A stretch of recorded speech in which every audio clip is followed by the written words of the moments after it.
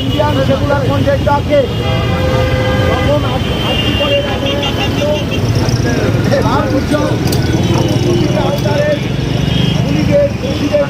দাবিতে আমরা যেমন পথে আছি, তেমনি আমরা লক্ষ্য করছি ভারতবর্ষের এমন একটা রাজ্য নেই যে রাজ্য বিজেপি শাসিত রাজ্যগুলো নেই।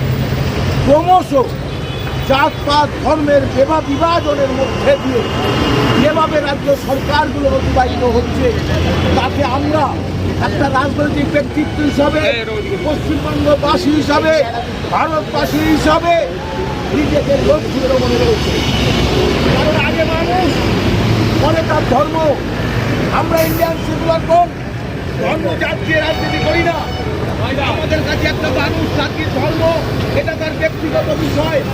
ধর্ম হচ্ছে ধারণ করা, যে কি ধারণ করবে তার ব্যক্তিগত বিষয়। এটা ভারতবর্ষের সংবিধানের কথা।